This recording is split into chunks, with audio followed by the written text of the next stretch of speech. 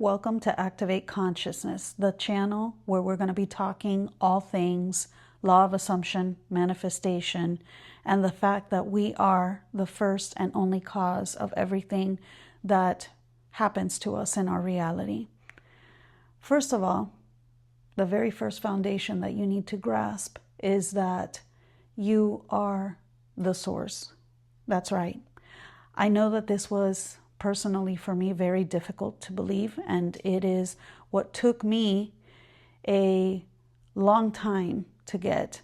I'm trying to save you from that, but in the end, I'm not the one that is responsible for whether or not you believe in what I'm saying to you or not. I'm only speaking directly to you from my own personal experiences. So I am is the name of God. That is in Exodus, if you're familiar with the Bible. That's Exodus 3:14. The word Yahweh or Jehovah or Yod-Heh-Vav-Heh also means I am, or rather, I am who I am. First of all, I'd like to preface this by saying you don't have to believe in any religion to understand this law or to use it. It works the same way that gravity exists, regardless of whether or not one believes in gravity.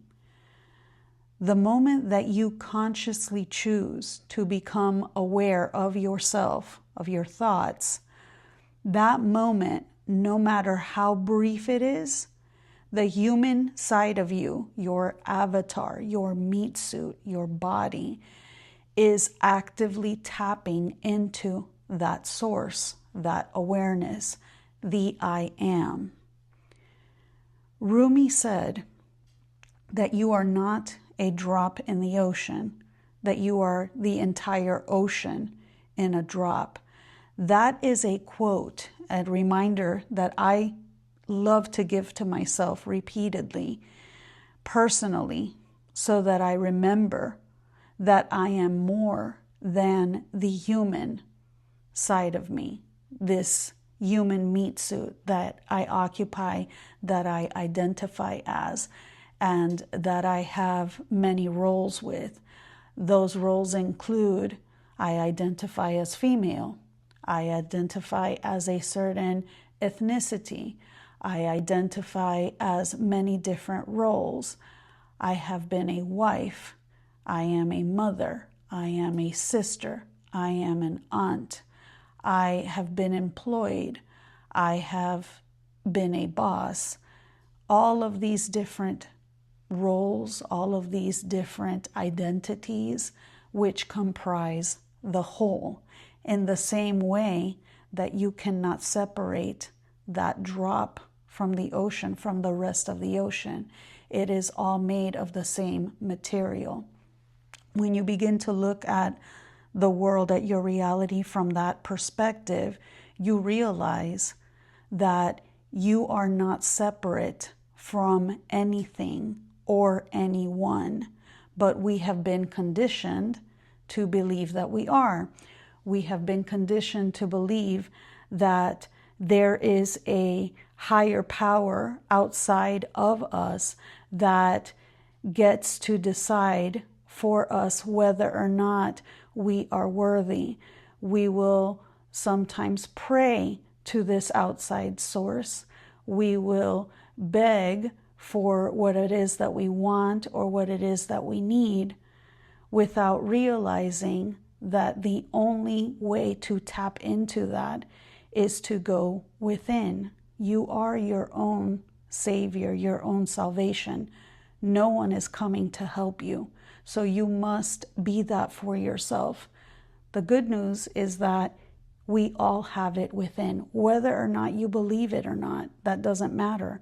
Because like gravity, it just is, it exists. So it doesn't matter, even if, you say that you're an atheist or agnostic or whatever the case may be, it is still a part of you, right? And so another thing that I began to question along my journey was, well, who exactly is it that is looking out of my human eyeballs, my vision? What is that? Who is perceiving that? Who is observing the world around me? Well, that's very simple, right? It's I am. I am observing that. What is I am? Let's go back to Exodus. I am is the name of God. And so it's very, very simple. We don't always view it as simple because, again, based on our preconceived notions, our own upbringing, our own, what is the word that I'm looking for? The reality that we have been living in, that we perceive that we have been living in. We see things and we have been brought up to see things that, well, it is what it is. There's nothing that we can do to change things. I'm in this situation because of X, Y, and Z, or because some deity outside of me has decided to punish me because somehow I don't feel worthy of having whatever it is that I want. That's not true. None of that is true.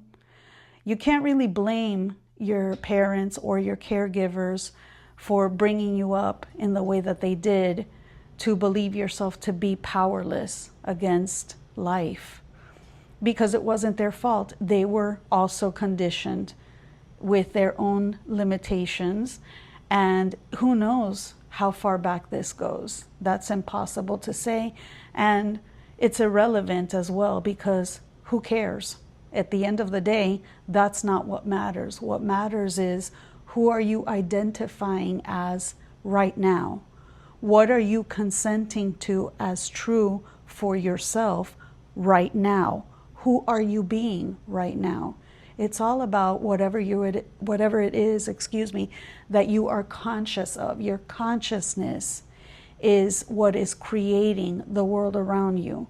Whatever it is that you are experiencing, good, bad, or otherwise, it is via your consciousness. Whatever it is that you are aware of, that awareness of being, that consciousness, that I am, and whatever you follow that with, that is God. Now, it is our choice to decide, to determine what it is that we are going to put after the words I am. Now, I have read and studied many, many teachers over the years, ever since I came into this law. And like I said earlier, I stubbornly refused to believe it. Even when things were happening, I still refused to believe it. And as Neville Goddard once said, and by the way, I am in no way a Neville Goddard purist. There are plenty of Neville Goddard purists out there. But one thing that he did say that resonated deeply within me was, you already are whatever it is you say you are, and it is your refusal to believe it why you do not see it. And so think about that. Really let your mind marinate on that statement, because you cannot lie to yourself. If anything, you cannot do this if you are doubting in yourself, in your ability, which is why a lot of folks in this world tell you to test it. Test the law, test things, but be honest with yourself. You can't escape yourself. You have to be completely transparent, completely vulnerable with yourself, with what it is that you're thinking, with what it is that you are agreeing with in your mind.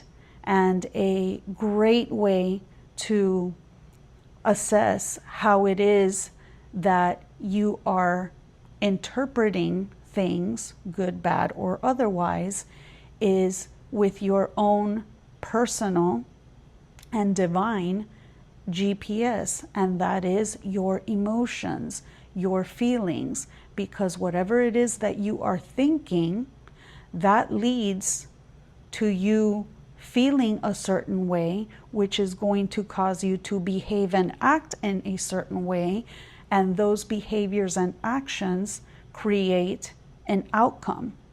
Perhaps it's an outcome that you don't like. It's unfavorable. You regret it instantly. The good news is you can change at any given time. You don't need permission. You don't need validation. You don't need anything outside of you. That's all that I have for now. Please be sure to subscribe to my channel if you would like to hear more about this. Thanks so much for being with me today, and remember who you are.